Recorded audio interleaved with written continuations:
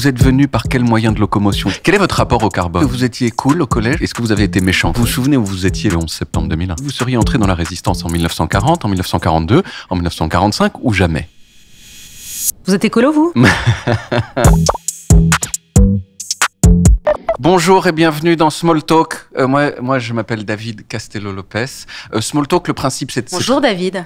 Bonjour, Léa. Vous êtes d'origine espagnole? Je suis d'origine portugaise. Ah. Castello-Lopez avec un S qui est la Bien marque sûr, du Portugal et pas sûr. la marque de l'Espagne. Le principe du podcast Small Talk, c'est très simple. C'est je reçois des gens connus et je parle avec ces gens connus de tout sauf de ce pourquoi ils sont connus. Voilà. Donc, Léa Salamé, bonjour une nouvelle fois. Bonjour, David. Bonjour. Alors, je pense que vous êtes peut-être la 18e, 19e personne que je reçois dans ce podcast. La seule que j'ai vouvoyée, c'était François Hollande. Mais quand j'ai préparé l'interview de vous, eh bien, en fait, le vouvoiement est venu spontanément. Parce que je pense que vous m'en imposez, en fait. Voilà. Ou parce que je suis une personne âgée. Peut-être que vous pensez que j'ai l'âge de François Hollande. Ce serait difficile de dire ça, vu que je pense que vous êtes né à la fin des années 70 et moi au début des années 80, donc bon, ce serait un petit peu abusé de dire. Mais oui, c'est comme quand on est en 6e et que les gens qui sont en 4e, oui, c'est des gens gigantesques. C'est des vieux. C'est un tout petit peu difficile de vous interviewer parce que vous avez peur? C'est un petit peu comme si je faisais un tennis avec Federer, quoi. C'est un peu. Oh, dis donc, vous êtes gentil. Je veux dire, oh là là, est-ce que je vais poser les bonnes questions, tout ça? Vous commencez par être gentil pour dire des horreurs après. Ça, c'est une technique. Ça, c'est ma technique. Vous la connaissez. Good cop, bad cop, mais intégré dans une seule personne. Voilà. Quand j'écrivais mes questions, moi, je me suis dit, il faut que j'ai l'air intelligent dans les questions que je pose. Puis après, je me suis dit que le but d'une interview, c'était pas que l'intervieweur ait l'air intelligent. Est-ce que ça vous est déjà arrivé à vos débuts de poser des questions, non pas parce que vous en attendiez une réponse bien, mais parce que vous vouliez que votre interlocuteur vous trouve super? Complètement. Oui. Complètement. Je pense même que c'est un des écueils les plus répandus chez les journalistes. Oui. C'est qu'au début, alors il y a plusieurs écueils. Et j'ai tout fait comme écueil, et beaucoup en fait, pas un peu, j'ai pas juste flirté avec l'écueil, j'ai bien défoncé la porte de l'écueil. Le premier étant couper la parole systématiquement, et le deuxième étant de croire que ta question est plus importante ou aussi importante que la réponse de l'interviewé. Et donc je peux répondre oui, pendant longtemps j'ai pensé ça. Mais je ne le pense plus du tout, mais au début, vous êtes tellement excité par l'idée de commencer à mettre un micro sous la bouche de quelqu'un, que vous voulez absolument montrer que vous êtes plus malin que les autres, que vous allez poser la question qui va le déstabiliser, que vous allez obtenir le truc machin. Et donc, à un moment, vous croyez que c'est plus important que la réponse. Oui. Et assez vite, vous comprenez, et ça, je pense que l'expérience et l'âge et tout ça, vous font dire que le plus important, évidemment que c'est pas la question, mais c'est le moment. C'est même pas la réponse, c'est le moment. C'est-à-dire que peu importe la question, peu importe la réponse, il faut qu'il y ait un moment. Il faut qu'on entende. Moi, mon obsession le matin sur Inter, par exemple, c'est qu'il y ait un moment. C'est pas d'aller chercher et déceler la vérité, c'est qu'il y ait un moment, et que l'auditeur soit surpris. C'est-à-dire qu'il est là, en train de manger son petit déjeuner, en train d'écouter vaguement au fond France Inter, et il va s'approcher du transistor ou de l'appli et écouter parce que, tiens, c'est marrant, François Hollande, on lui pose des questions différentes, où il se passe un truc différent, où il répond différemment, où il a l'air énervé, où il a l'air de se marrer. En tout cas, il se passe un truc. Parce que je pense, et moi je dis souvent ça à des jeunes journalistes, je leur dis souvent, je vous montre en disant jeune journaliste alors que vous n'êtes plus si jeune, car je ne suis votre aîné que de 2 ans. Et non, je dis souvent aux jeunes journalistes, tout le monde est capable de poser des questions en fait. Ma mère, elle est capable de venir avec un micro et poser des questions en fait, et peut-être même plus intelligentes que les miennes. Mais pour moi, un bon journaliste, c'est quelqu'un qui va faire un moment, où il va se passer un truc. Et alors, est-ce qu'il y a des recettes pour créer ces moments ? Non, je crois pas qu'il y a des recettes. Je pense que... Ou alors, je vais vous répondre une question... je vais vous faire une réponse que vous n'allez pas aimer, qui est le travail. Oui. Et qui est une réponse hyper chiante. Mais la vérité... Non, mais oui, c'est ça, c'est avoir... Oui, mais c'est vrai, en fait. C'est-à-dire que vous n'imaginez pas combien on bosse, en fait. Oui. Combien on bosse, par exemple, avec Nicolas Demorand, tous les matins pour essayer d'assurer 2 interviews. Et parfois, on rate, d'ailleurs. Et parfois, on est à côté. Mais c'est beaucoup de travail. Parce que le travail, ça te permet quoi ? Ça te permet de savoir ce que l'autre va répondre. Et donc, de préparer la parade, et de préparer la réponse d'après, et la réponse d'après, et la relance, etc. Et c'est là où il se passe un truc. Alors que si tu es collé à tes fiches et que tu lis bêtement et que tu annonnes les questions que tu as écrites, etc., il se passera rien. Et puis après, c'est le regard. Et puis le sourire. Parfois, vous déstabilisez les hommes politiques par un regard où vous marquez. Moi, je suis très expressive parce que je suis libanaise. Donc, ils voient chez moi où là, je me fais chier. Ils voient chez moi où je suis pas d'accord. Oui. Et parfois, d'ailleurs, ça leur dit « Oui, Mme Salamé, on voit bien que vous levez les yeux au ciel, etc. » Et l'expressivité est, avant même le fond de la question, est quelque chose où il se passe quelque chose, déjà par définition. Et puis après, vous avez le décor. C'est-à-dire, par exemple, à la radio, c'est un petit studio où on est proches les uns des autres et là, il se passe quelque chose. Vous êtes venu, on est ici donc pas les studios, parce qu'il n'y en a pas, mais dans la cafétéria de Combini. Ouais, c'est très joli d'ailleurs. Vous êtes venu par quel moyen de locomotion? Est-ce qu'il était carboné, décarboné? Oui, il était carboné. Il était carboné. Enfin, je ne sais pas si c'était une hybride ou pas, je suis venue en taxi, je dis la vérité. Vous avez un... Je n'ai pas de chauffeur, mais j'ai un taxi. Quel est votre rapport au carbone? Ah oui. Quoi? Voilà, là il y a un moment. Là il y a un moment.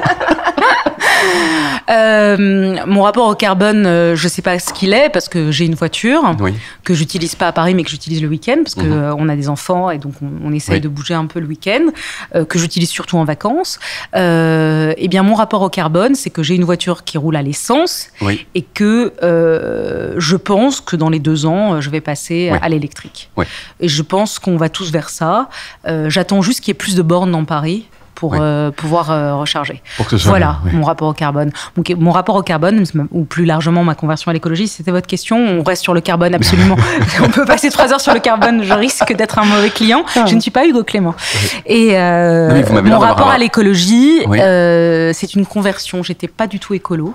Et d'ailleurs, il y a eu un moment très fort quand j'étais chroniqueuse sur On n'est pas couché il y a 6 ans avec Cyril Dion.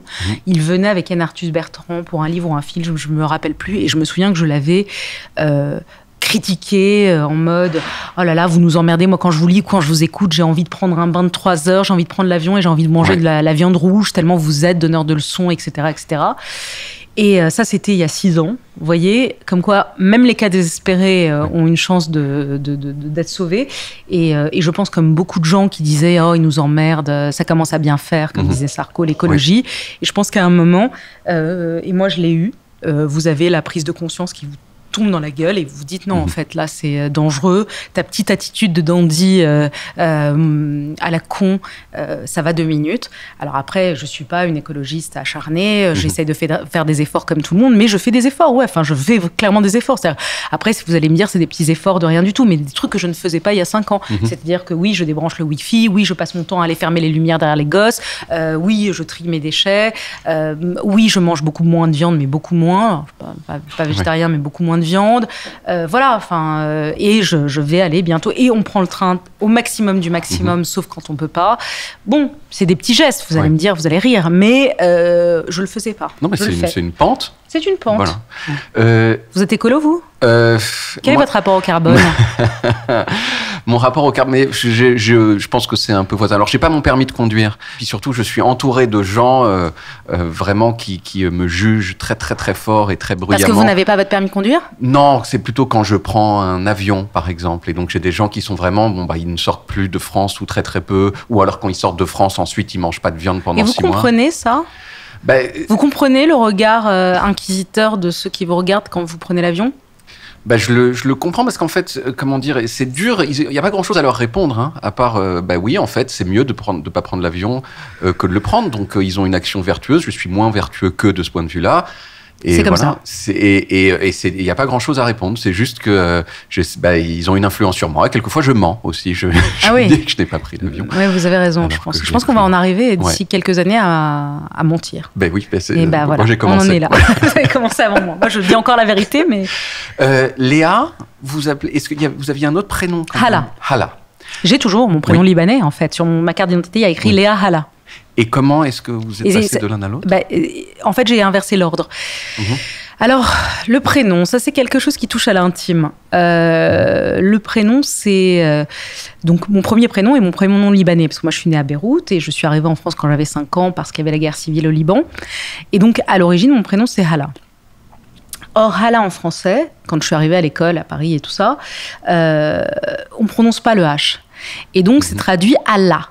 Et quand j'étais petite, à l'école, j'étais on se moquait de moi, on se moquait de mon prénom. On disait « Ah, Allah, Allah Akbar, tes parents t'ont appelé Dieu, Allah est grand, Allah Akbar, machin et tout ça. » Et ça me heurtait énormément parce que je voulais leur dire que non, qu'en arabe, Allah, c'est Dieu. Et moi, mon prénom, c'est Hala. On est très très loin et qui veut dire bienvenue en libanais, qui est un prénom très usuel et très fréquent. Mais comme il n'arrive pas à prononcer le H aspiré, c'était une souffrance chez moi. Et il se trouve que j'ai changé d'école entre le collège et le lycée. Et j'ai dit à ma mère et pas à mon père, mais j'ai dit à ma mère, je vais basculer je vais basculer à Léa. Et ma mère me dit, ah bon? Je dis oui, tu vas inscrire à l'école Léa Hala et pas Hala Léa. Et j'avais 13 ans. Ou 14 ans, je ne me rappelle plus. Et j'ai mis du temps à le dire à mon père, à l'assumer, parce que j'avais peur qu'il se dise que je n'assumais pas mon origine ou mon arabité.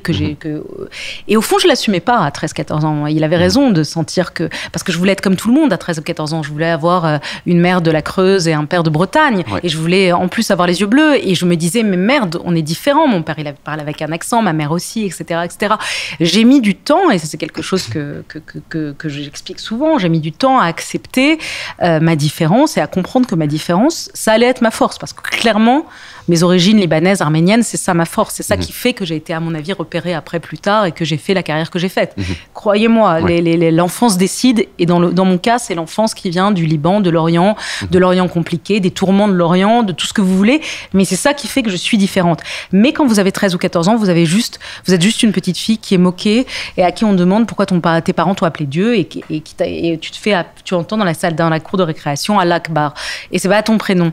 Et donc voilà, j'ai changé ce prénom-là. Oui. Et aujourd'hui, mon père pense que heureusement que je l'ai changé. Vous voyez ce que je veux dire. Mais au moment où il l'a appris, il a dit mais pourquoi elle fait ça? Pourquoi elle l'assume pas? Il a raison. Chacun son histoire après. Alors vous l'avez dit, vous êtes né à Beyrouth. Beyrouth. En pleine guerre, quoi. Oui, en pleine guerre. Plein milieu, quoi. Et d'ailleurs, une nuit de bombardement particulière. C'était une nuit où ça tapait très fort. Beyrouth était divisée en deux. Les chrétiens étaient à l'est, les musulmans étaient à l'ouest de Beyrouth. Et mon père, qui était un universitaire de gauche, tenait à ce que, alors que nous étions chrétiens, nous vivions à l'ouest, ou en tout cas dans le quartier Hamra, qui est un quartier qui était un des derniers quartiers mixtes, où il y avait des chrétiens et des musulmans. Et on avait notre maison, notre appart, qui était dans un immeuble qui se trouvait à 3 ou 4 immeubles de là où se trouvait Yasser Arafat, qui avait fui Israël et qui se réfugiait à Beyrouth. Et les Israéliens, c'était au pire moment de la guerre entre Israël et les Palestiniens, avant qu'en 82, Arafat quitte, parce que les Israéliens vont rentrer dans Beyrouth pour essayer de le choper. Et nous, son immeuble était à 3 rues de nous, même pas, à 3 immeubles de nous, c'était vraiment juste à côté. Et donc, je suis vraiment née j'ai vraiment vécu les 5 premières années de ma vie dans une guerre pile quasiment en ligne de démarcation. D'ailleurs, mon père n'a pas pu venir pour mon accouchement, pour mon venue au monde, pour l'accouchement de ma mère. C'est la meuf qui pense qu'elle s'auto-accouche.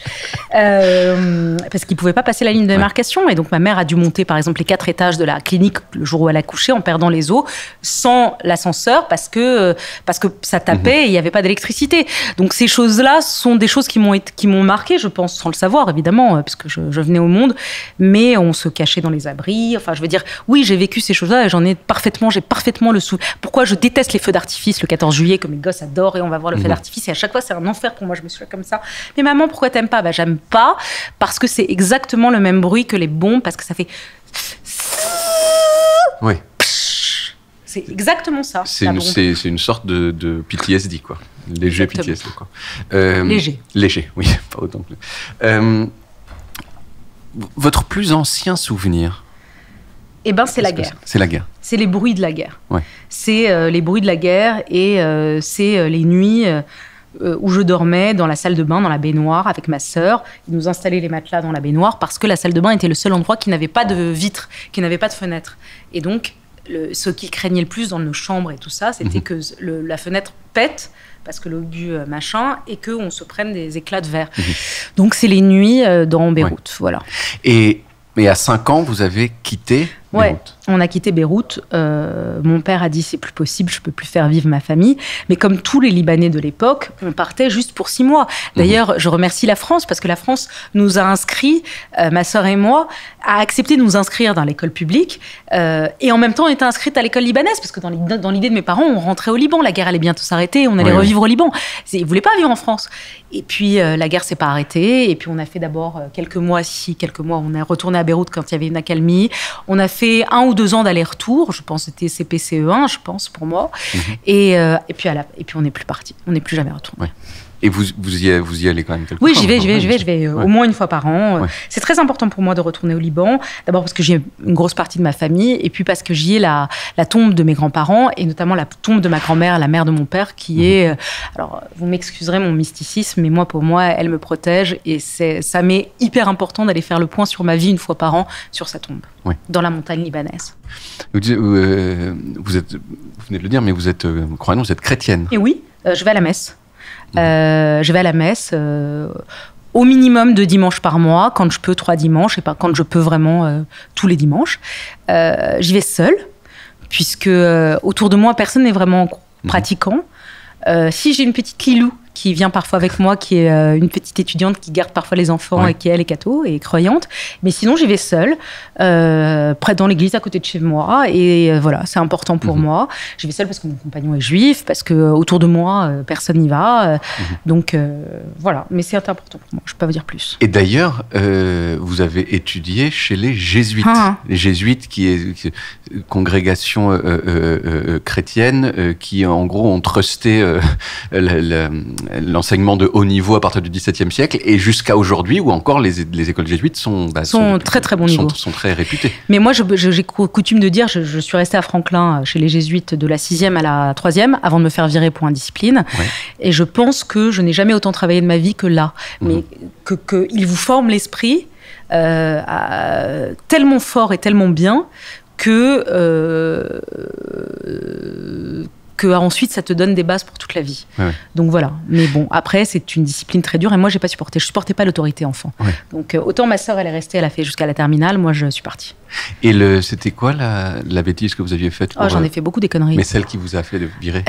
Il m'avait chopé mon cahier. On avait fait un cahier où on se moquait des profs, des horreurs, où on disait des trucs sexuels qu'on ne comprenait même pas à 13 ans.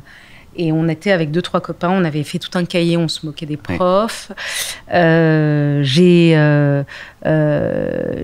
fait, j'ai commencé à vriller d'abord j'avais du mal à l'autorité, et ensuite j'ai découvert les garçons. Et donc il fallait absolument plaire aux garçons, etc. Donc j'en rajoutais. J'étais bonne en classe et j'entraînais les autres. Et donc je faisais des conneries. Et donc mes parents se faisaient convoquer tous les 2 mois pour dire, ben voilà, elle a encore dit, elle bavarde en classe, elle dit des conneries, elle sèche, mais j'ai eu une adolescence, j'ai vraiment fait l'horreur à mes parents. Non, mais je séchais la nuit, j'attendais qu'ils dorment et je fuyais par la porte de service pour aller faire la fête. J'ai fait les pires horreurs. Ils ont pété les plombs avec moi, mes parents. Mais bon, je trouve que c'est pas mal, parce que quand tu fais une crise d'adolescence très serrée sur 2-3 ans, de 14 à 17 ans, après c'est fini, c'est passé.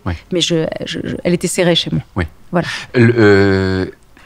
Quand j'imagine les jésuites, c'était à Paris, c'est ça? Et vous ne deviez pas être la chrétienne typique chez les jésuites. Si vous voulez me demander si j'avais senti une forme de racisme, vous voulez dire un peu. Mais c'est là où j'ai changé le prénom. Vous voyez, Allah, Allah Akbar, etc. C'est là où je me suis sentie... C'est marrant parce que c'est à la fois... comment vous dire? Oui. Alors non, moi j'ai pas souffert du racisme, donc il y a des gens qui vraiment souffrent du racisme, donc je veux pas du tout être porte-parole de ça. Mais en revanche, oui, j'ai senti des choses où c'est très étonnant, parce que c'est des congrégations qui croient que on est généreux avec l'autre et on est ouvert sur les autres et il faut aller christianiser, etc., les contrer, etc.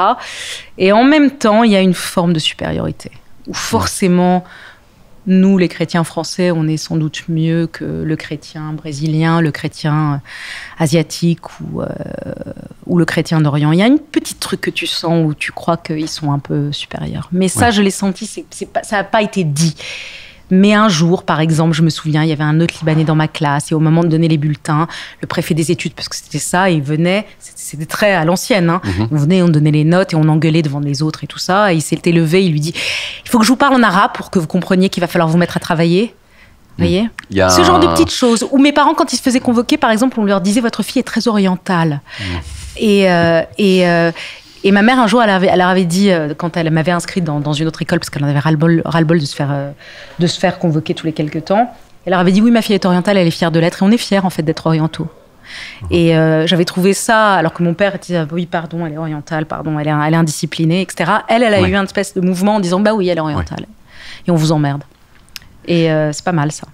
Vous diriez que vous étiez cool au collège ou pas ? Non, dans le spectre du cool qui va de rien du tout jusqu'à l'aristocratie du cool, c'est-à-dire ces espèces que ça arrive rarement après dans l'existence, c'est-à-dire il y a des espèces de rois et de princesses intouchables. Oui, non, moi j'étais pas roi princesse intouchable, mais j'ai eu des moments de cool. Oui. Je pense que moi ça a été cyclotimique, c'est-à-dire qu'il y a eu des moments quand je suis arrivée à l'école alsacienne, parce qu'en l'occurrence, pardon, je suis caricaturale, mais j'étais à l'alsacienne quand j'ai quitté Franklin.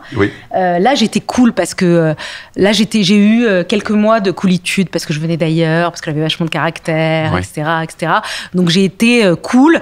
Et puis après, comme j'étais un peu peste, j'ai été détestée à un moment. Et puis ensuite, j'ai décidé d'être average, d'être normale et d'avoir juste mes potes, etc. Donc ça a aussi, il y a des moments où j'étais un peu chef de bande, un peu chef. Et puis il y a des moments où j'étais pas cool et un peu pas cool du tout. Et généralement, quand on est cool au collège à un moment, ça veut dire qu'à un moment ou à un autre, on a été méchant avec des gens qui ont été moins cool. Est-ce que vous avez été méchante ? Oui, je vous dis. À mon arrivée à l'école alsacienne, j'étais tellement dans la suffisance de moi-même, où j'étais cool, où je venais d'ailleurs. Et moi, je sais pas, ils étaient vachement plus calmes, ils faisaient pas de conneries. Et moi, j'avais fait toutes mes conneries en troisième et tout. Et donc, je me souviens, j'ai eu ma petite moment du bris, où tu montes les uns contre les autres, t'es un peu pestouille, etc. Je suis pas très fière. Vous vous souvenez d'un moment où vous avez été méchant avec quelqu'un particulièrement ou pas ? Ouais, je suis pas fière. Je suis pas fière parce que je vous assure, je m'en veux encore 35 ans après. 25 ans après. J'avais une très bonne copine qui se faisait moquer, enfin dont on se moquait. Les mecs cool de la classe derrière au dernier rang, ils se foutaient un peu de sa gueule et tout. Et moi, je me marrais. Et j'ai honte de ça. Et elle en avait souffert, elle me l'avait dit, et je m'étais excusée comme une merde en disant « Mais pourquoi tu fais ça ? Mais parce que t'es con, à 15 ans, t'es con, tu veux plaire aux garçons, tu veux plaire aux cool, justement. » Et j'avais fait ça. Et je suis pas fière de moi. Ça, c'était pas cool. Et elle est où aujourd'hui, cette dame ? Elle est aux États-Unis. Oui. Elle est aux États-Unis, elle est mariée, elle a des enfants, elle va très bien. Tout va bien, quoi. Je crois qu'elle m'a pardonné parce que je l'ai croisée dans une soirée quelques années plus tard. Et c'était sûre, en disant « Tu sais, je me suis sentie tellement merdeuse. » Elle me dit « Ouais, c'est vrai, mais j'ai pas trop de souvenirs. » Elle s'en foutait, en fait. Oui, ça lui est passé au-dessus de la tête. Mention au bac ? Mention assez bien. Assez bien. Ouais. C'est bien. Ouais, c'est bien, je pense. Mais il faut voir quand même que la mention assez bien d'un bac de 1998 oui, équivaut à mention très bien plus. Ah oui, c'est vraiment aujourd'hui. Non, mais j'avais une très mauvaise note en sport. Je détestais le sport et en fait ça m'avait baissé parce que je crois que je l'ai eu à 13,9. Donc j'ai flirting with mention bien. Ouais. Il faut pas le dire parce que je crois que j'ai menti à mon mec. Je lui ai dit que j'avais mention bien, donc ne le dis pas. Je crois qu'il pense que j'ai mention bien. D'accord. Non, mais 13,9, ça va. Ouais, bref. C'est quand même une très belle mention. Mais j'ai eu genre 6 en sport. Oui. Donc, voilà. C'était quoi comme sport ? Je sais pas, c'était les endurances et tout ça. Ah oui, d'accord. Mais j'étais nulle. Après le bac, est-ce qu'il y a eu des petits boulots marrants, intéressants ? Oui, je vendais à l'Institut Monde Arabe l'artisanat libanais pour me faire du fric. Oui. Et donc, on était avec plusieurs copines. On a passé des week-ends entiers à vendre de l'artisanat libanais sur le parvis de l'Institut du Monde Arabe.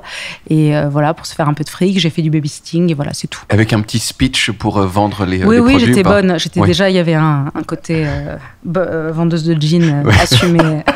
Absolument. Ensuite, donc vous avez fait à SAS, Sciences Po. Vous vous souvenez où vous étiez le 11 septembre 2001 ? J'aime bien ce ton que vous prenez. Oui, je m'en souviens. Et vous, vous en souvenez ? Tout le monde se souvient. Je pense qu'en fait, je parle un ton et demi en dessous de ma voix habituelle. En fait. À cause de moi ? Je sais, peut-être que je le fais régulièrement quand j'interviewe des gens. Quoi. Ah ouais, d'accord. Je pense que j'ai une voix plus comme ça d'habitude. Vous voyez, ah voilà. Moins crédible. Non, c'est pas mal. Restez bas. D'accord. Vous voyez pourquoi je... Oui, le 11 septembre 2001, j'étais sous les tours du 11 septembre, à New York. J'étais en échange avec Sciences Po pendant 1 an à NYU, New York University. On était dans les dortoirs, je dormais dans les dortoirs avec ma coloc qui était française, Clémence, qui était à Sciences Po aussi en échange. Et il se trouve qu'on avait nos dortoirs qui étaient à John Street, qui est exactement downtown, tout en bas. À 3 blocs du World Trade Center, à 3 blocs très très proches donc des tours du 11 septembre. Et ce matin-là, ma coloc était partie à la fac, donc beaucoup plus haut, de Manhattan, parce qu'elle avait cours. Et moi, j'avais pas cours. Et donc, j'entends un bruit monstrueux. Je pense qu'il y a un accident de camion juste en bas de chez moi. Mais bon, je me réveillais, il était 9h à 8h50, ou je me rappelle plus, 9h, je me lève de mon lit, j'ai 21 ans, je viens d'arriver à New York, c'est le rêve, je suis heureuse, je sors, je suis bien. Et donc, je m'en fous. Et au bout de quelques minutes, il y a une nana qui monte et qui tambourine à ma porte et qui me dit « You go down now !»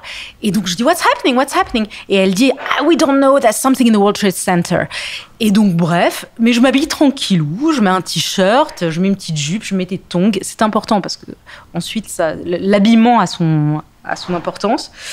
Et je descends, je prends juste $1, je prends mes clés, $1 et je descends. Et je vais acheter à la boulangerie pendant qu'on voit qu'effectivement, il y a un incendie dans la tour du World Trade Center. Et je bouffe mon pain au raisin en regardant cet immeuble en train de cramer, en me disant, mais il y a un incendie dans le World Trade Center. Et puis ensuite, les gens descendent des immeubles les uns après les autres. Tout ça se fait en quelques minutes. Les gens descendent des immeubles. Et vous vous souvenez, aux États-Unis, il y avait les petits transistors. Les Américains écoutaient les transistors. Et là, il n'y avait pas de portable. On fait la queue derrière les cabines téléphoniques. Et moi, je me dis, je vais appeler mon cousin qui habitait Uptown, qui habitait en haut de la ville de Manhattan. Je vais juste lui dire qu'il y a un incendie et qu'il ne s'inquiète pas. Et donc, je fais la queue. Sauf que devant moi, dans la queue, il y avait des gens avec leurs transistors qui disent « There's a bomb in the Pentagon ». C'était au moment où le Pentagone était frappé. Et là, on se dit, c'est un truc bizarre. Et de l'incendie du World Trade Center, en quelques minutes, on comprend qu'il y a une bombe, en fait, dans le World Trade Center. C'est tout ce qu'on comprend. Et puis, je fais la queue devant cette cabine téléphonique pour appeler mon cousin. Et là, à un moment, je suis projetée par terre par le souffle de ce que je pense être « on me tire dessus », parce que je ne comprends pas. On est tous projetés par terre. Et là, je suis totalement éraflée des bras et des jambes. Et je me lève comme tous ces gens que vous avez vus ensuite, mais moi je ne comprends pas, je crois qu'on me tire dessus, que c'est une guerre. Et je me lève et je commence à courir. Et je cours et je perds ma tongue. Voilà pourquoi l'habillement est important. Et je donc cours, j'en garde une et l'autre pieds nus, parce que vous vous rappelez de ces choses-là. Et par ailleurs, c'est à l'air con, mais je le raconte à chaque fois, j'ai pas de soutif. J'ai pas de soutif parce que je viens de me réveiller, que j'en avais rien à foutre, j'ai enfilé un t-shirt. Sauf que quand vous devez courir 1 heure, parce que c'est 1 heure que j'ai couru, en tenant la poitrine, sans une tongue, avec le bras en sang, vous vous rappelez, il y a des trucs un peu cons, vous vous rappelez de ces choses-là. Et moi, je me suis rappelée de ces choses-là. Et donc, j'ai couru. Il y avait des gens qui couraient vers le nord, il y a des gens qui couraient vers le pont de Brooklyn, et il y a des gens qui couraient malheureusement vers le World Trade Center et qui se sont plantés, et qui sont morts. Et moi, j'ai couru vers le nord, j'ai essayé de courir. À un moment, je me suis arrêtée, j'ai retourné ma tête, et j'ai vu les gens, je voyais des hirondelles, et je comprenais que c'était les gens qui sautaient. Et je me disais, pourquoi ils sautent de la 2e tour? Mais je ne comprenais rien. J'ai couru pendant 1 heure. Je suis arrivée à l'université. J'ai monté les 6 étages de ce département de journalisme de l'université de New York University. Et je vois Clémence en larmes et qui me secoue en me disant, tu n'es pas morte. Je lui dis, mais non. Et je lui dis, on nous a tiré dessus. Et elle m'a dit, mais les tours sont tombées. Et je lui dis, mais quelle tour? De quoi tu me parles? Je ne comprenais rien, parce que vous aviez vu à la téloche ce que moi j'avais vu en dessous, vécu en dessous. Et donc, je comprends que tout ce qui s'est passé, je comprends ensuite, j'essaie d'appeler mes parents, et ensuite, toutes les communications vont s'éteindre. Et New York sera sous le truc, et puis, et voilà. Et est-ce que vous avez gardé un objet de ce jour-là, la tongue qui restait sur un de vos pieds? Non, je n'ai pas gardé ma tongue. Non, j'ai gardé un truc. J'ai gardé un vieux t-shirt que j'avais acheté, parce qu'ensuite on n'a jamais pu retourner. Oui. Enfin, on a pu retourner, mais 3 semaines après, juste chercher nos affaires. On n'a jamais pu réhabiter en bas, parce que ça avait été soufflé. Enfin, une partie de l'immeuble avait été défoncée. Et l'université nous avait donné un peu d'argent pour nous acheter des fringues, parce qu'on n'avait plus rien. En fait, avec Clémence, on a habité, ils nous ont relogés plus haut, etc. Et j'ai acheté ce t-shirt à Banana Republic, et je l'ai toujours, 20 et plus années plus tard. Voilà, c'est tout ce que je garde. Un vieux t-shirt noir Banana Republic. Ensuite, vous êtes rentré à Paris et alors vous avez commencé à travailler à la chaîne parlementaire. Oui, j'ai commencé à travailler à la chaîne parlementaire. Au début, j'avais monté un truc avec mes amis. On voulait faire de la prod, être cool, monter des trucs. D'ailleurs, on avait monté un concert à la Cigale avec des écrivains américains et des gens qui jouaient de l'électro. Enfin, à ce moment-là, j'étais un peu cool. Le moment du cool, c'était après Sciences Po, après New York, quand je sortais avec des écrivains, machin. J'étais un peu cool. Et puis après, mon père en avait marre de me voir cool, si tu veux. Et il m'a dit, bon, bah, c'est super, maintenant il va falloir travailler. Production de valeur. Et donc, production de valeur. Et donc, il se trouve qu'il connaissait El Kabbach. Et il lui dit, ma fille va être journaliste, est-ce que tu la prendrais pas en stage à Europe 1? Il ne connaissait pas Public Sénat. Et El Kabbach lui dit, si, qu'elle vienne me voir, je la prendrai à Public Sénat dans une chaîne qu'elle ne connaît pas. Et donc, je vais voir El Kabbach qui dit, bon, je vous signe un stage d'1 mois pour faire plaisir à mon père. Je l'ai toujours dit, ça m'a mis un pied à l'étrier. Et ça devait être un stage d'1 mois qui s'est converti en stage de 3 mois, qui s'est converti en CDD, qui s'est converti en CDI. Et voilà. Parce que... comment vous dire, moi je passe ma vie à aider les gens, donc on peut dire je pistonne aussi. Ça sert à rien le piston, enfin ça aide, ça te met le pied à l'étrier, ça a une petite étincelle, mais après si t'assures pas, il m'a pris en stage 1 mois pour faire plaisir à mon père, mais après j'aurais été nulle et il en prend d'autres pour faire plaisir. Et ensuite il dégage. Et vous vous souvenez de la première fois, alors vous êtes passé à l'antenne et où vous avez... Non, pas la première fois, mais je me souviens des premières fois. Un drame. J'ai revu, mais d'abord j'étais moche, mais j'ai une horreur. Je sais pas comment vous dire. En plus, ils nous filmaient dans une espèce, c'était même pas dans un studio, dans une petite rédac, je devais faire un petit flash où ils m'avaient balancé pour me tester. Je sais pas comment vous dire, une catastrophe à tout point de vue, quoi. Physique, la voix, la lecture, le stress, la cata. Ouais. Je ne peux pas vous dire. On a fait des progrès. Et le sujet, c'était quoi? Non, je me souviens pas. C'était devait être l'actu parlementaire. Je faisais des petits flashs, je les mets un petit truc en regardant la caméra, en étant tétanisée. Affreuse. Je travaillais à France 24 en 2009, en même temps que vous. Ah, bah c'est peut-être pour ça alors que je vous connais. Oui, peut-être. Quand je vous ai dit, vous aviez les cheveux longs, et vous m'avez dit en 2002. Alors, c'était en 2002. Je crois qu'en tout et pour tout, je vous ai croisé 2 fois dans les couloirs. Donc, et je me la pétais ou pas? Non, c'était très bien. C'est-à-dire que moi, j'étais là un peu comme ça en touriste. Pas en touriste, mais j'étais un peu en pige, quoi. Et vous étiez déjà un peu star au niveau de France 24. Mais aujourd'hui encore, ça m'arrive de dire oui, là, c'est la meilleure. Je l'ai connue. J'ai bossé avec elle. Ouais, je l'ai connue à France 24. Maintenant, vous allez pouvoir le dire. Est-ce que donc après bientôt je vais dire David, bien sûr, c'est moi qui l'ai fait. Je veux dire, à France 24 il était là. France 24 il était là, il savait pas. On pourrait inventer un truc, vous et moi, genre une fiction, une fiction sur. Dans les années qui ont suivi, à partir de 2014-2015, ça vous est arrivé d'avoir la tête qui enfle ou les chevilles ou les absolument. Oui, mais comme tout le monde, en fait. Les gens qui vous diront non sont des menteurs. Ouais. Quand, à un moment, moi, je vous le cible, c'est au moment où je fais On n'est pas couché. C'est-à-dire que je bascule soudainement de présentatrice de chaîne d'info. Et un jour, Laurent Wauquiez, Catherine Barma m'appellent pour me dire, Natacha Polony-Part, est-ce que ça vous intéresserait d'être chroniqueuse sur On n'est pas couché, qui était à l'époque, rappelez-vous, le talk-show du samedi soir, qui faisait des audiences de malades, dont tout le monde parlait pendant 3 jours, etc. Les polémiques, les machins, c'était un job de sniper. Et contrairement à tout le monde me dit n'y va pas, machin, j'y vais. Et en même temps, j'arrive sur la matinale d'Inter où je prends le 7h50, à l'époque présenté par Patrick Cohen.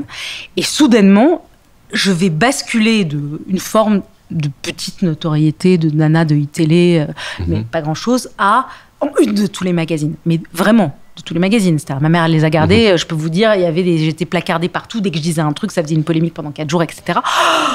Tu te prends le shoot et tu peux plus faire un pas sans qu'on te... On disserte sur toi, on te truc. Et là, t'as 34 ans. J'avais 34-35 ans.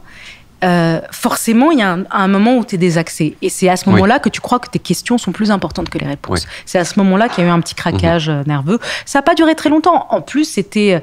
mais il y a eu peut-être sans doute quelques mois. Puis après, tu te prends des baffes. Moi, après, j'ai pris des baffes. C'est-à-dire, très vite, j'ai quitté Ruquier, j'ai pris l'émission politique. J'ai fait l'année présidentielle de 2017 avec David Pujadas. J'avais 35-36 ans, sur la plus grosse émission politique. J'arrive, première invitée, Nicolas Sarkozy. Je fais une séance de catch avec lui. Je suis beaucoup trop agressive et assez violente. la France entière disserte sur ma violence. 2 mois avant, j'avais fait Hollande où j'avais dit c'est une plaisanterie, ah là là, l'impertinence, etc. Donc vous prenez des coups, vous dites oh là là là là, mon Dieu, c'était très intense en fait. Et puis à un moment, tu te stabilises très honnêtement. Pour passer 40 ans, si tu te la pètes encore, tu fais pitié, quoi. Tu vois ce que je veux dire? Oui. Et même avant, après, j'ai été mère. Tu comprends que c'est des trucs. D'abord, tu comprends que nul n'est irremplaçable, que ces choses passent, qu'il y a des moments où c'est bien, ça marche, et des moments où ça marche pas. Voilà. Et donc aujourd'hui, vous aimeriez être un peu moins célèbre, un peu plus célèbre, ou là, comme ça va? Pareil. C'est bien. Mais du coup, ça n'a pas baissé non plus depuis 2014. Il y a un peu moins de couverture de magazine, je sais pas. Non, alors il y a un peu moins de paparazzi, ça c'est cool, parce que à un moment j'ai été ultra paparazzi. Cette période-là, et notamment je changeais d'amoureux, et mon amoureux a découvert dans Voici que j'étais avec un autre mec. Enfin, c'était une période atroce. J'étais paparazzée, enceinte, à la mer en maillot, après mon accouchement obèse. Enfin, j'ai tout eu. Ça m'a foutu les boules. Et là, je dois dire que je le suis beaucoup moins. Mais j'avais demandé à quelqu'un qui travaille dans une... Je lui ai demandé, mais comment c'est possible? Vous m'avez brocardé. Ils m'ont dit, mais ta vie est chiante, tu n'as pas d'amant, ton mec n'a pas de maîtresse, tu ne nous intéresses pas, tu as eu ton fils, etc. Et je pense que c'est très, très ressourçant de ne pas du tout être... Ça, pour le coup, c'est reposant. Je finis toujours Small Talk par un certain nombre de petites questions un peu plus rapides que les autres, et aussi qui n'ont rien à voir les unes avec les autres. J'adore. Pendant la Seconde Guerre mondiale, à votre avis, dans la mesure où c'est possible de répondre à cette question, est-ce que vous seriez entré dans la résistance en 1940, en 1942, en 1945 ou jamais? J'adore cette question.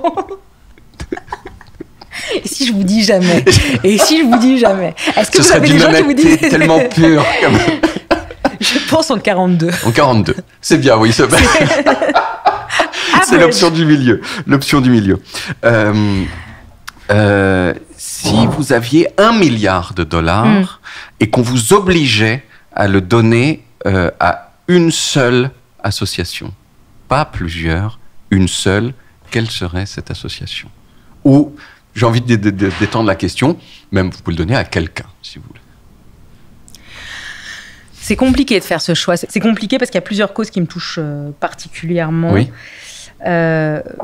Sans doute, j'aurais envie de le donner pour les femmes qui se battent en Iran et en Afghanistan. C'est quelque chose qui me bouleverse. Mais en fait... Ah, donc le changement climatique Oui, non, je ne donnerais pas au changement... Non, si je vous réponds honnêtement. Tout le monde répond changement climatique. Absolument pas. Mais c'est juste que c'est une question horrible parce que ça fait faire des hiérarchies entre des choses qui sont non hiérarchisables. Ce truc est atroce parce que j'ai envie de vous dire pour les enfants malades. Mais ce n'est pas non plus ça que je vais choisir. Et je vais choisir quelque chose qui va vous étonner pour les vieux. Pour les vieux qui sont pauvres et qui sont seuls. Voilà. Je donnerais $1 milliard pour une association qui s'occupe, je crois que Saint-Vincent-de-Paul le fait, qui s'occupe des personnes âgées parce que ça me bouleverse. Alors vraiment, je peux pleurer. Ça me bouleverse pire encore qu'un enfant malade, pour vous dire. Je ne sais pas pourquoi, mais depuis que je suis petite, les vieilles personnes seules, dont personne ne demande et qui sont juste là, seules, et ben moi, ça me déchire le cœur. Donc je donnerais mon milliard ou mon million. Vous me donnez combien? C'était $1 milliard.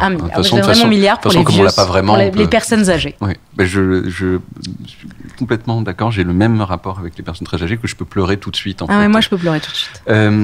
C'est vraiment Les Frères Karamazov, votre livre préféré? Oui, enfin, en tout cas, c'est le livre préféré de ma jeunesse, avec Le Voyage au bout de la nuit de Céline, avec Le Moine d'Antonin Artaud, de Lewis par Antonin Artaud, avec Histoire de ma vie de Casanova, qui est un livre génial, je ne sais pas si vous l'avez lu, où il raconte ses voyages entre Florence, enfin dans l'italie, après des meufs, quoi. Oui. C'est pas très MeToo, mais j'aime beaucoup. C'est pas très MeToo. On n'est pas sur du MeToo, mais c'est comme ça. Voilà. Parce que Les Frères Karamazov, je l'ai lu quand j'étais adolescent. Alors j'étais peut-être trop jeune ou pas assez intelligent, mais je me souviens vraiment de trucs très compliqués. Je me souviens des gens. C'était un type qui sort de chez lui, et que tout à coup il croise un voisin et il commence une discussion philosophique, genre très Alyosha. Oui, voilà. Et tu trouves pas que quand même la vie par rapport à la réalité... Mais je trouve que ça dit des choses de l'âme humaine. Très honnêtement, je l'ai lu à 15 ans. Et jusqu'à maintenant, je me souviens du rapport à Dieu, du rapport au mal, de ses frères entre le méchant, le Alyosha, qui est du côté du bien, qui est quasiment une transfiguration du Christ. Je trouve qu'il parle de l'âme humaine, Dostoïevski, de manière... à l'époque, ça m'avait totalement bouleversée. Oui. C'est le livre qui m'a le plus bouleversée de toute ma vie, Les Frères Karamazov. Mais ça fait longtemps que je me dis que j'aimerais bien le relire pour savoir si ça passe le choc de ce que tu lis à 15-16 ans et si à 43 ans, ça te fait le même choc ou si tu te fais chier ou si... vous savez comment c'est, c'est-à-dire qu'on mythifie certaines choses. Mais je trouve que les 3 personnages, le rapport au père, etc. J'ai des souvenirs très clairs des Frères Karamazov. C'est un de mes chocs. Eh ben, je vais le relire spécialement. Essayez, moi aussi je vais le relire cet été, je vous dirai. Et je vous en parlerai. Dernière chose, vous dites belle journée à la fin de toutes vos interviews. Alors tout le monde me dit, ils en peuvent plus de belle journée parce qu'il paraît que maintenant dans les mails, les gens disent belle journée. J'ai fait une vidéo là-dessus il y a quelques années sur belle journée, sur la prévalence de belle journée sur des corpus de mails, etc. Et effectivement, on voyait que ça montait beaucoup. Le nombre de mails avec belle journée dedans a explosé à partir de 2014. D'après mes projections, 2019 s'apprête à être la plus grosse année de l'histoire de belle journée. Vous vous souvenez pourquoi vous avez commencé à dire belle journée plutôt que bonne journée? Mais je ne sais pas. Je ne sais pas. Après, je sais que je me suis entendu le dire et je me suis dit, tiens, ça sera ton petit tic quand même. Il faut assumer la petite coquetterie. Et maintenant, parfois, j'oublie de le dire. Hein. Oui. C'est plus ma coquetterie. Des fois, j'oublie. Je pense que la conclusion à laquelle j'étais arrivé dans ma vidéo, c'est que, en fait, bonne journée, comme bonjour, en fait, le bon ne veut plus rien dire. Boring. En fait, on ne sent plus qu'on est en train de souhaiter vraiment une bonne journée à quelqu'un. Alors que belle, c'est vrai que c'est et qu'il faut faire un pas de côté pour redonner. C'est un peu désuet, le belle journée. Non, il y a un truc un peu à l'ancienne. Léa Salamé, merci beaucoup. Merci David. À bientôt. Merci. Bon, cet épisode, il est fini. Va y avoir plein d'autres épisodes. Et si vous voulez être sûr d'en manquer aucun, eh bien, cliquez sur le bouton qui permet de vous abonner à Smalltalk. Après, je sais que s'abonner, c'est un choix personnel, donc je vais pas vous forcer. Mais si j'étais vous, je le ferais. C'est tout ce que je dis. À dans 2 semaines. Parce que c'est tous les 15 jours. Ok ? Domini ! J'essaye de lire. C'est écrit en petit, t'arrives ou pas? Ouais, j'arrive, je suis pas totalement vieille encore. J'arrive à lire ça.